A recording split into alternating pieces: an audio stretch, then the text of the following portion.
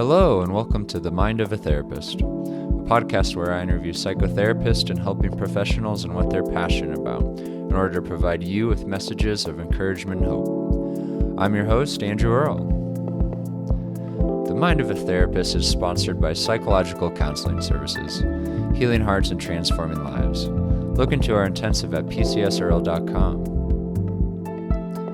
In today's interview, I interview Katie Thies. Katie holds a postmaster's in Expressive Art Therapy, an MS in Counseling, and a BA in Studio Art, Dance, and Theater. Katie has worked in the mental health field as a coach, counselor, or art therapist since 2011. Her practice is grounded in her values of connection, compassion, and creativity. Her mission is to serve and give back through her work in the mental health community and to be an advocate for art therapy and counseling. So without further ado, here's my interview with Katie.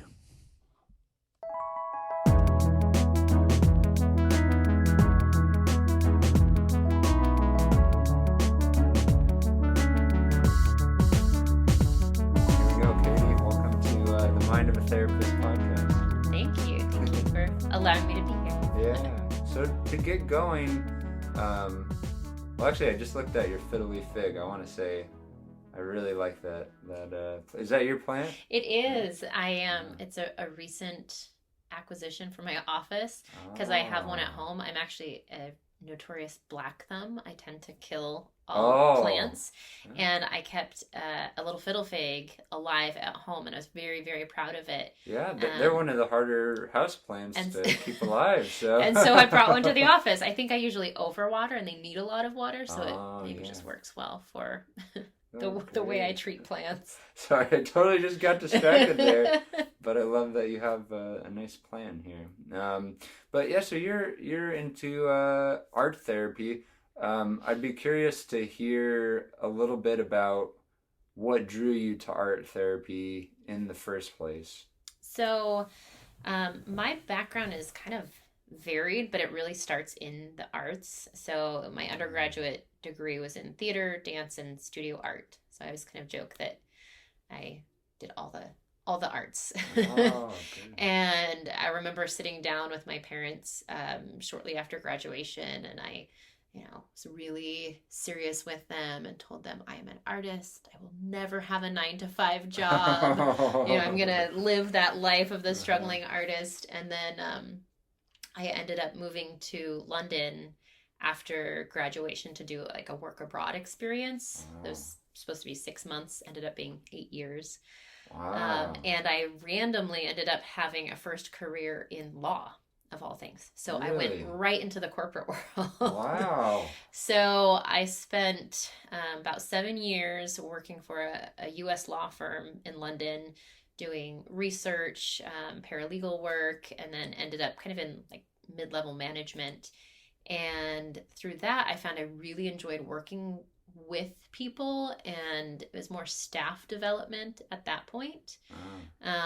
But I knew that I wanted to get back into the arts. I never thought that was going to be a long-term, it ended up being longer than I expected, but a long-term stay for me. So I initially went back into working with the body and trained in rehabilitative Pilates and worked in that for a number of years. But quickly, once I got into that work, I found that I missed the connection with helping people kind of achieve what they were attempting to, succeed in.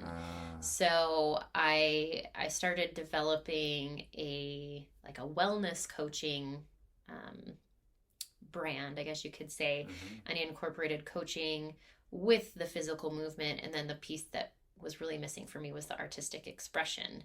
So I tried to bundle all of that together and had a coaching practice first, and integrated that work in what I called imperfectionista.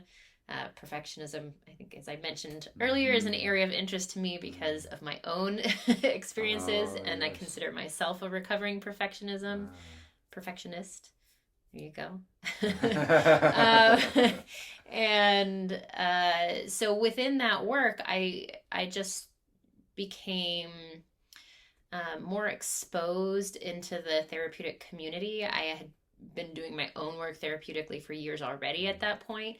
And then this thing kind of popped up of like art therapy, and I didn't even realize it existed as, you know, a potential career path early on in my experiences. So it was something I kind of came to later in life and just felt like there was this big, you know, glowing spotlight on it that was like, da da. This is the culmination of all these pieces and how they can come together. So when I started off my counseling degree, I knew right away that I wanted to complete that and then go on for postmaster's work in art therapy. So. And what sort of art do you do in your free time? So I dabble. I'm really interested in the fiber arts. So I enjoy sewing, quilting, mixed media, things that blend materials are very interesting to me. I used to, in my earlier years, do a lot of work in photography and graphic design. I still do little bits here and there with that, not as much. That the technology just has really, you know, developed so quickly. It's hard to stay on top of it if you're not using it on a regular basis. And then I also do, you know, painting and drawing here and there. So a little bit of dabbling, I would say. Yeah, absolutely. Yeah. And so I have limited understandings of familiarity with art used within the context of psychotherapy.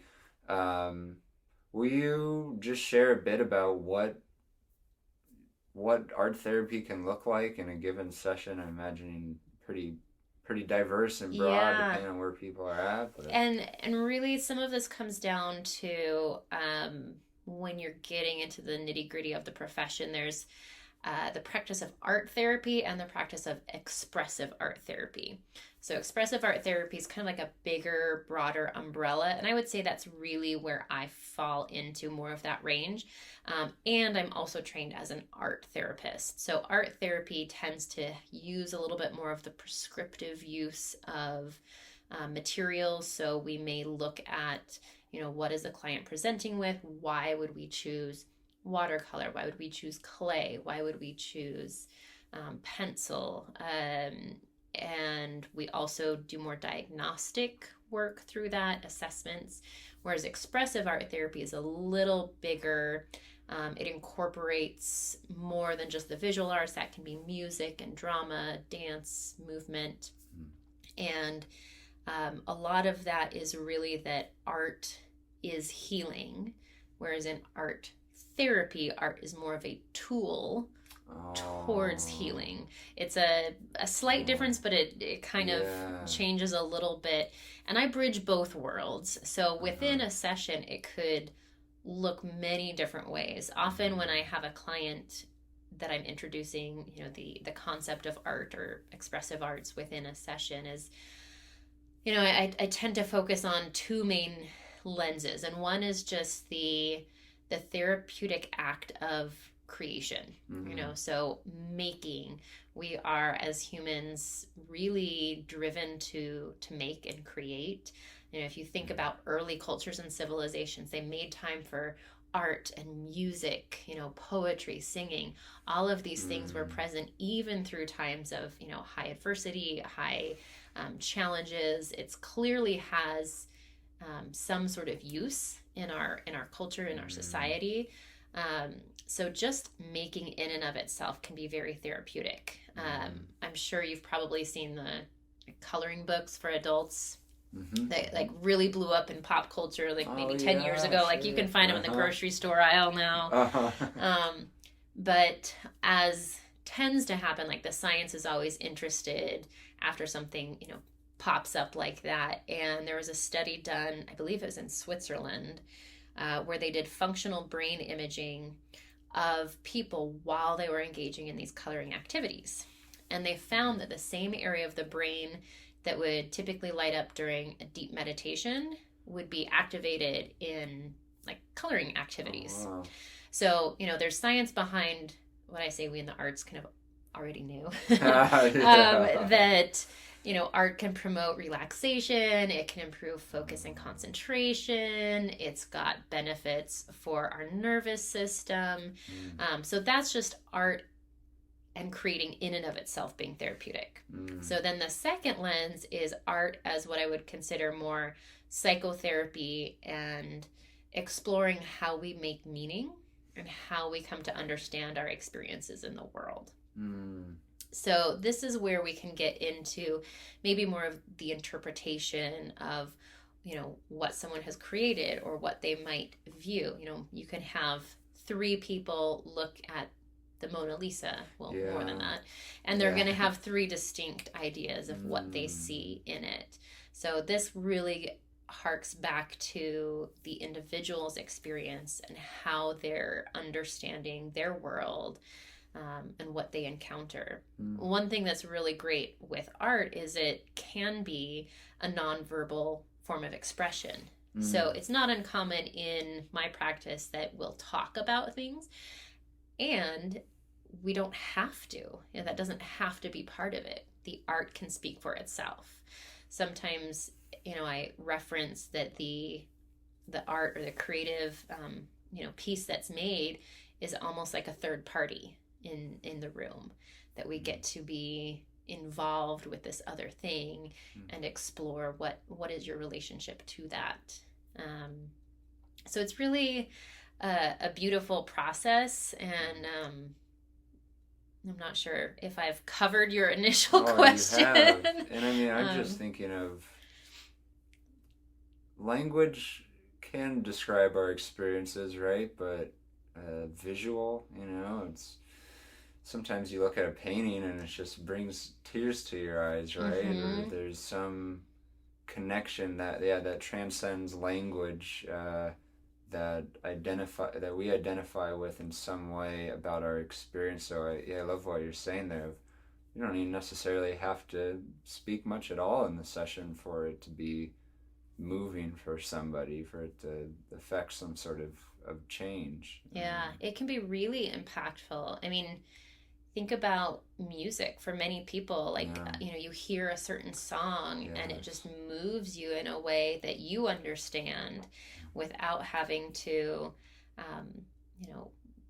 attach any cognitive process behind that. It's just like you feel it. And I play the guitar, and it is so it's such an emotional experience for me when I play at times, because of the memories associated with certain songs that I play, and just that expressive piece. And I was thinking too of people who have very severe Alzheimer's can often hear a song that was meaningful to them and just come alive. These people seem like shells of people, but then they hear this song, Frank Sinatra or whatever it is that they've connected with in the past, and they're dancing. They might even be singing these lyrics, and so there's this profound connection that we have to musical arts, the theatrical arts, to visual arts. So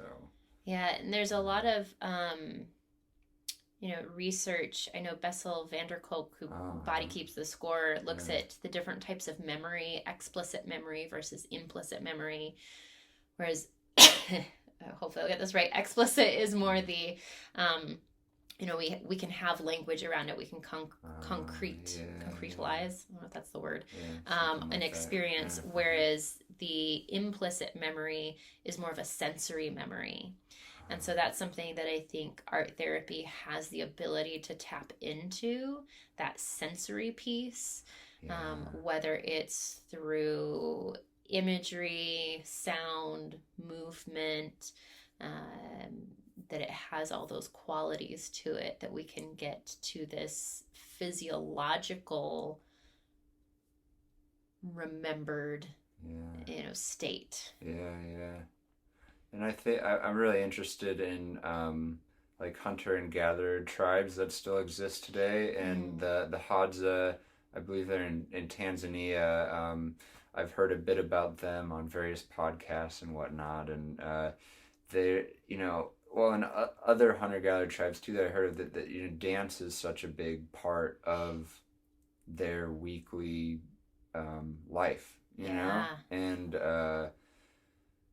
yeah, I mean, I just think of my experiences with dance, they've been pretty limited, in my life, and just that disconnection through something that's is so spiritual for many, and Mm-hmm. it's like there's a sense of grief there for me. It's like this is a part of life that I've kind of missed out on, on a certain level. Yeah, and those community practices that you discuss are really important Mm, aspects of co-regulation yeah. that we can do in groups or with other people where, maybe we're mimicking movement, or drumming circles is another Mm, commonly seen hmm. piece around cultures where there's a rhythmic component, and it can be used in this sense of bringing a cohesiveness to a group of people. Mm-hmm. um, Really, in that sense of co-regulation. Kathy Malchiodi, who's an art therapist who's written many books and is someone that I follow and have had the opportunity to do some workshops with, um, is really exploring that work right now, and kind of pushing some of the direction, I think, of the field of art therapy into looking at what is the somatic nature and component of art and expressive art making, and how does that fit into um, our work in this field. Ah, So oh, that's exciting! Exciting new yeah, directions yeah, there. it's really cool. And I had something in my mind and I lost it. Oh, I was wondering, are there, a lot of our listeners are um, therapists. Everyone's not therapists, but I think most people listen to this Mind of a Therapist podcast are interested in therapy. Yeah. And so, are there specific problems that people present with that you found are particularly helped with art therapy? We speak a bit to, for a therapist who would be referring to an art therapist, or for a potential client who's interested in seeking some art therapy themselves. Like, are there certain problems, or that are particularly helped? Well, one thing that I think is really, and I don't know if this would be more of a common, um, what's the word I'm looking for? Just like a, if something this would, if this would be something that um, therapists or people in the mental health field would think of, or um, more just kind of like an everyday person. But I often get asked, when I tell people that I'm an art therapist, does that mean you work with children? And while I do work with children, Sure. art therapy is not just for children. I think Yeah, that's one yeah. thing that I like to put out there, is that it's for everyone, and we all Mm, can really stand to benefit. I think one of the reasons that sometimes it's thought of as helpful for kids is because of that nonverbal piece. oh, So yeah. sometimes when you're working with individuals who may struggle in a verbal capacity, art therapy can be helpful to bridge that gap in, verbal communication.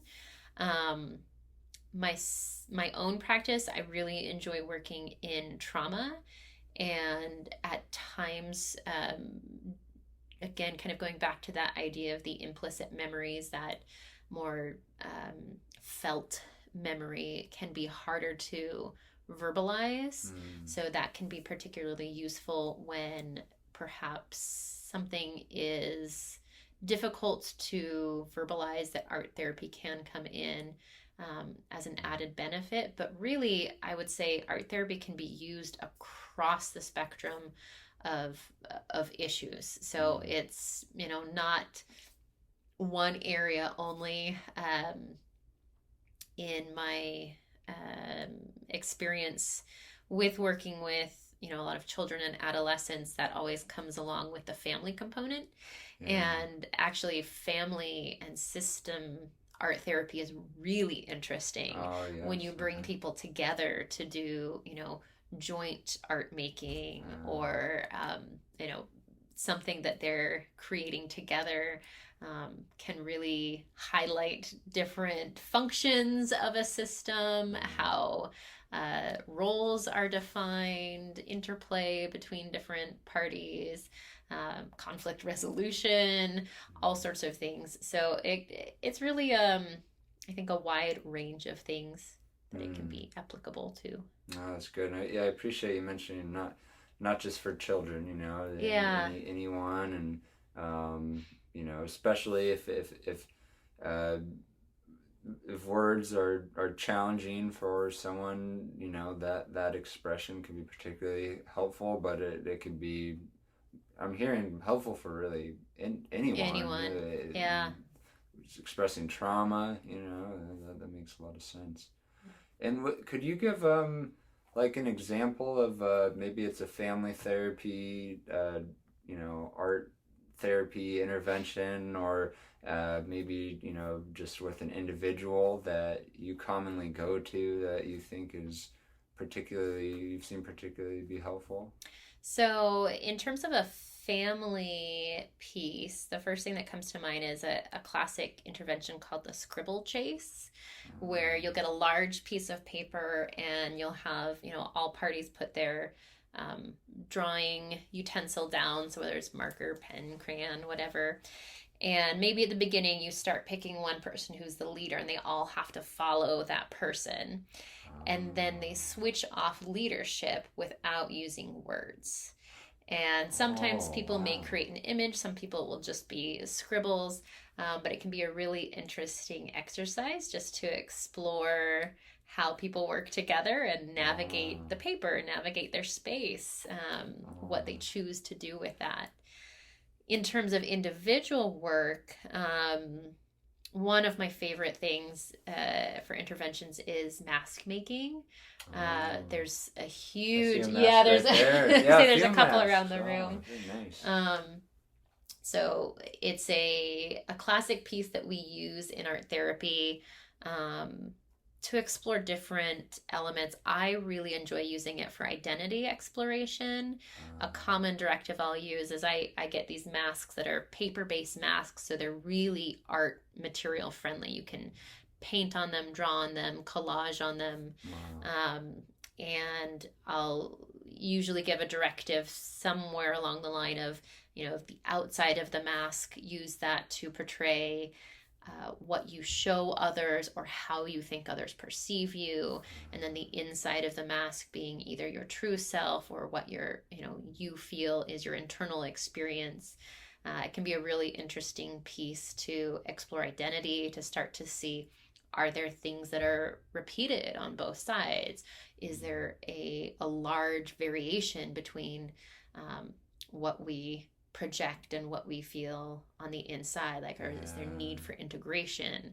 Huh. It's also an exercise or activity that can be repeated, returned to, a year down Yeah. the road. Well, Huh. how has this changed? How have things shifted? What would you um, do differently on your mask at this point, or creating a whole new one and then having the two perhaps even talk to one another, have a conversation? What would Oh. they say? Wow. So that's probably my one of my favorites for individual work, and Wow. I like to keep a stash of masks on hand. Yeah.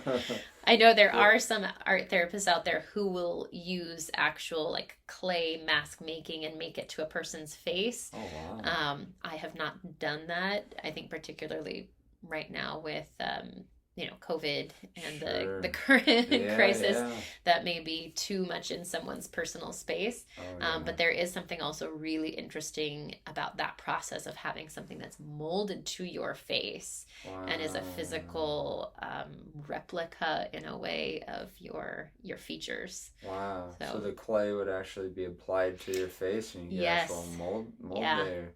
yeah, And wow.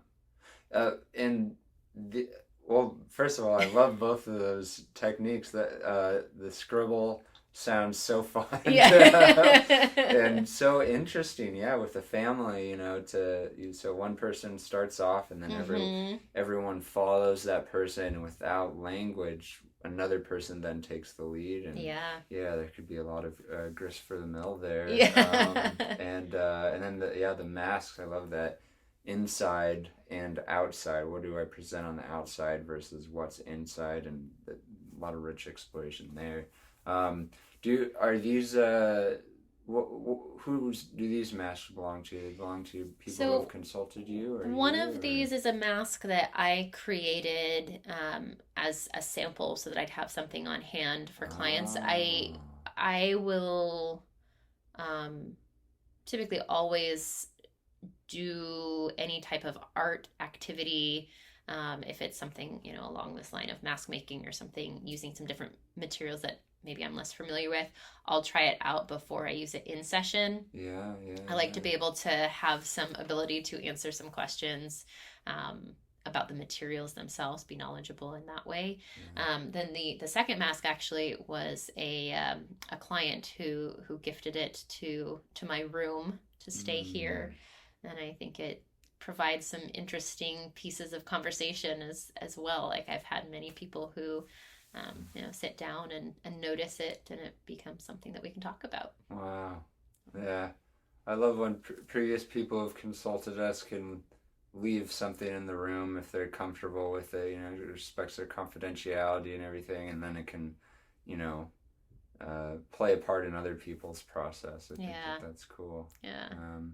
And so you have worked with, you have like trauma focus in your practice. So will you talk a little bit more about how you work with trauma, both, I mean, maybe from an art therapy lens, or other, work that grounds you? Yeah.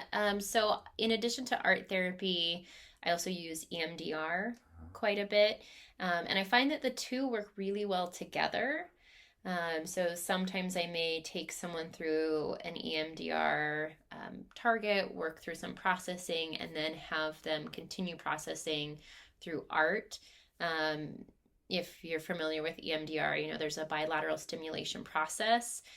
There's a lot of crossover that can be done with bilateral art making. So using, both sides of the body to create either drawings or do different patterns that will continue to facilitate that process that's set up. Um, in terms of trauma work, I've found that I really enjoy being able to help someone identify the root foundations of what's there, changing negative beliefs, which I think that is very based in the EMDR space. And sometimes that is utilizing that technique. Sometimes it's in other forms that it shows Mm, up. Um, and again, I think using the art to continue to support that can be really beneficial. mm. Um, Oh, that's good. yeah. Well, I just thought of a question that I didn't ask you that I was meaning to ask you for the first question. Yes. I'm gonna try this question out. Um, uh, how do you view change as happening? What does it take for people to change? So that's a great question. Big question. That is a big question Yeah, as yeah, well. I tend to fall back on the stages of change model yeah. Mm, in that, and that I think really one of the first pieces to changing is to have a desire to change. yeah. Sometimes we see people who are convinced to go to therapy by a family member or are brought in by a spouse or parent, and they don't really see that anything's an issue. That's probably hard to really create some shift. But once someone's in that place where they have recognized, hey, I want to make a change, I think that buy-in is probably the key to getting started. And then from that is taking a look at, okay, well, what do I want differently? What do I want more of? I do use a positive psychology lens quite a bit. That probably harks back to my early days in coaching practice as well, is that concept of, rather than just focusing on this is the problem, this is what's wrong, it's also, what do I want in my life? Where do I want to get to? And how do I get more of that? I utilize the drama triangle and the empowerment dynamic as a model that sometimes I'll use some psychoeducation with clients to talk about shift. And I think a big part of change is shifting from that place of maybe being a victim of circumstance or life or problems, like all this is happening to me, to really stepping into a role of an empowered creator in our lives, to say, this is what I want, I'm choosing this, I'm going to change my lens of thinking in this cycle of focusing on the problem, and then I just need a fix, and then the problem might come back, and kind of that up and down roller coaster view into, all right, what's my vision or mission or plan, and how do I get closer to that? Oh, that's good. Yeah, that desire, and what is it that someone really wants in their life? If that's not there, why would they be seeking? Not much of an impetus for change. And well, we're getting to the end of this interview here, and the question I like to ask at the end is, what's a message of hope that you'd like to leave the listeners with? I think that change is always possible. Kind of tailing off of that last question of yours, that no matter when or where we are in our life, age, season, period, that change is always possible. And if there's something that you want that's different, that's within reach. And sometimes people may not even know what it is they want yet. They just know they want something different. And I think that that's something that we can help people with, is exploring what that might look like. Oh, that's good. And if people want to get in touch with you, where would be a good place to direct them?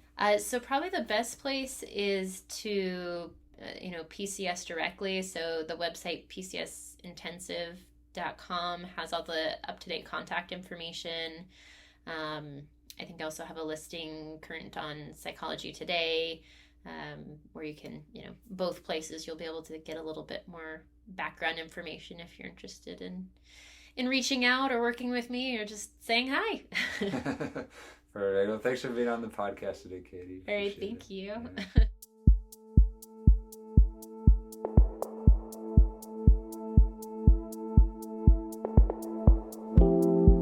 Please press the subscribe button, as well as rating and reviewing our podcast. This helps others connect with what you've been hearing. If you have any questions, please contact us at themindofatherapist@gmail.com. These questions will be kept anonymous. I want to thank Eric Price for the wonderful music you hear in this podcast. Additionally, this podcast was created to provide accurate and authoritative information on the subject matter. Although we are interviewing licensed therapists, they are not your therapists. This podcast is not intended to serve as direct medical advice and should not be used as a substitute for direct professional help. It is given with understanding that neither the host, publisher, guests, or PCS are rendering legal, clinical, or other professional information. If you need a professional, we encourage you to find one. Visit Psychology Today to connect with a licensed clinician near you.